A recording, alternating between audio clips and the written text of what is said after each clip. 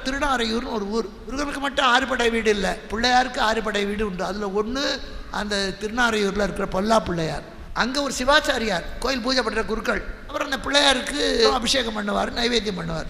ஒரு நாள் அப்பா வெளியூர் போயிட்டார், பையனை கூப்பிட்டார். கோயிலுக்கு போய் சாமிக்கு அபிஷேகம் பண்ணி நைவேத்தியம் பண்ணிவிடா. அப்பா ஊருக்கு போயிட்டார். இவன் உடனே ஒரு குடத்தில் தண்ணி எடுத்துக்கிட்டான், தோளில் பூக்குடலையை மாட்டிக்கிட்டான்.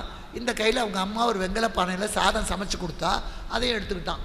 கொண்டு போய் கீழே வச்சான், தண்ணி பிள்ளையார் தலையில் கொட்டினான், அந்த பூவை போட்டால் வெங்கல பானையை வச்சுட்டான். பிள்ளையாரை சாப்பிடு. அவனுக்கு தூக்கிட்டு வரணும்னு தெரியல. பிள்ளையாருக்கு நைவேத்தியம்னா பிள்ளையார் தான் சாப்பிடுவார்னு அந்த குழந்தை நம்பி இருக்கு. அது உண்மையான பக்தி. அந்த பையன் பிள்ளையாரை சாப்பிடு வாசப்படியில் உட்காந்துக்கிட்டான். எந்த பிள்ளையார் சாப்பிடும்? சாப்பிடவே இல்லை. என் பிள்ளையாரே சாப்பிடு, எனக்கு பம்பரம் பண்ணுறதுக்கு நேரமாச்சு, எவ்வளோ நேரம் இங்கே உட்காந்துருப்பேன், சாப்பிடு. வயிற்றுல ஒரு குத்து சாப்பிட்றியா இல்லையா? இல்லைனா இங்கேயே முட்டிக்கிட்டு செத்து போயிடுவேன்.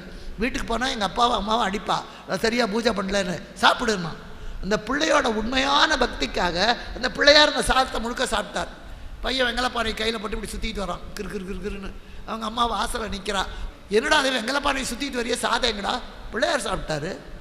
எந்த பிள்ளையார்டா சாப்பிட்டாரு? நம்ம ஊர் பிள்ளையார் தான் சாப்பிட்டாரு. எப்படா சாப்பிட்டாரு? லபக்குன்னு தான் சாப்பிட்டாரு. பொய்யானா சொல்கிறீர்கள். பையனை அடித்தான். அடுத்த நாள் அனுப்பி விட்டா. அடுத்த நாள் இதே கதை. 3 நாள் இதே கதை.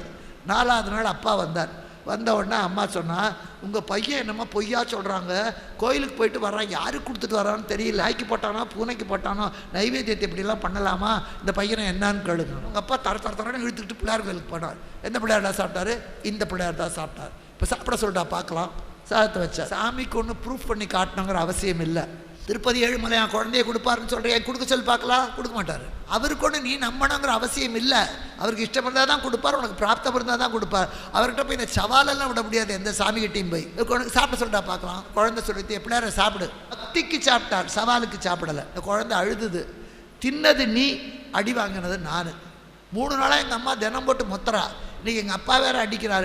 மரியாதையாக சாப்பிடு. நான் பொய் சொல்ல, நான் பொய் சொன்னேங்கிற கெட்ட பேர் எனக்கு வரும், அதனால் சாப்பிடு. தன் பக்தனுக்கு உண்மையான பக்தியோட வேண்டுற அந்த குழந்தைக்கு பொய்யன்கிற பேர் வரக்கூடாது.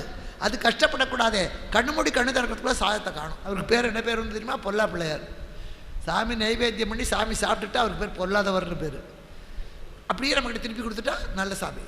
பொல்லா பிள்ளையார்னு பேர். அந்த பிள்ளையார்னா உளியால் செதுக்காத பிள்ளையார். அந்த குழந்தை தான் நம்பின்னு பேர். அந்த குழந்தைக்கு ஆண்களிலே சிறந்தவனுக்கு நம்பி, பெண்களிலே சிறந்தவளுக்கு நங்கை. அப்போ இந்த பையனுக்கு நம்பின்னு பேர். பிள்ளையாரும் உயர்ந்தவர், அவருக்கு நம்பி பேர். நம்பி ஆண்டார் நம்பி. அந்த பிள்ளையாரையே ஆண்டவன் இந்த பையன், இந்த பிள்ளையவே ஆண்டவன் அந்த பிள்ளையார். அதனால் 2க்கு பொருத்தமாக நம்பி ஆண்டார் நம்பி.